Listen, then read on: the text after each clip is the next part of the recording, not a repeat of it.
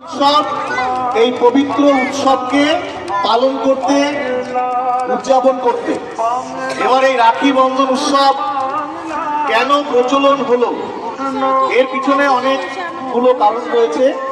আমি তোমাদের মতো করে ছোট্ট দুটো কারণ বলে দিই। একটি তো পৌরাণিক কারণ রয়েছে, সেটা তোমরা শ্রীকৃষ্ণের নাম শুনেছো?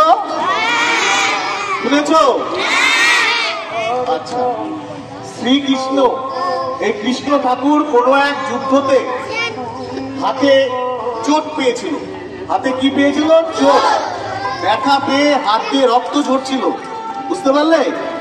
তখন পঞ্চ পাণ্ডবের যে স্ত্রী দ্রৌপদী তখন তার শাড়ির আঁচলের একটি অংশ ছিঁড়ে শ্রীকৃষ্ণের হাতে বেঁধে দিয়ে যে ক্ষত আহত যে অংশটি তার শুশ্রূষা করে, বুঝতে পারলে তো?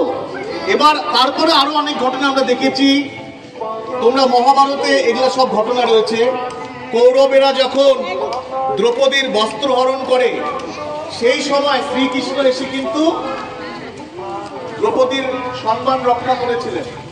দ্রৌপদী কিন্তু তার নিজের কোনো আত্মীয় নয়, কিন্তু তার সম্মান রক্ষার্থে এগিয়ে এসেছিলেন, তাকে বোন হিসাবে মেনে নিয়েছিলেন, বুঝতে পারলে? এই একটা ঘটনা, পৌরাণিক ঘটনা মহাভারতে রয়েছে। এরবারে পরবর্তী প্রেক্ষাপটটা একটু জানা দরকার আছে। পরবর্তীতে 1905 সনে ব্রিটিশেরা অবিভক্ত ভারতবর্ষে হিন্দু মুসলিমদের মধ্যে বিভেদ তৈরি করতে, একে অপরের সাথে যাতে বিদ্বেষ ছড়িয়ে পড়ে, সেজন্য লর্ড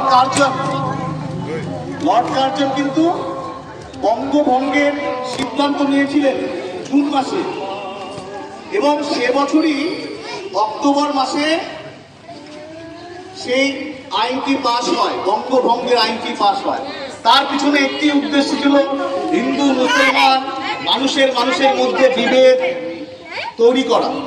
সেই সময় আমাদের বিশ্বকবি রবীন্দ্রনাথ ঠাকুর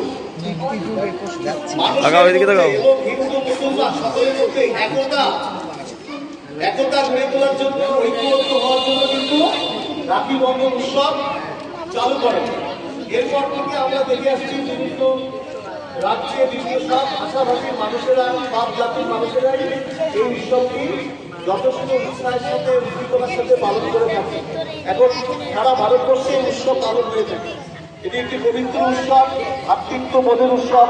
মূলত আমরা ভাই বোনকে রাখি পরিয়ে থাকি, কিন্তু এটা একটা অনুভূতি, ভ্রাতৃত্ববোধ। এই বোধে কিন্তু আমরা সবাই সবাইকে পড়াতে পারি। আমরা সেই উৎসবে আমরা একত্রিত হয়েছি এখানে। এখন আমাদের শিক্ষক দিদিমণিরা তোমাদেরকে এই পবিত্র উৎসব রাখি পরিয়ে উৎসবকে উদযাপন করবে।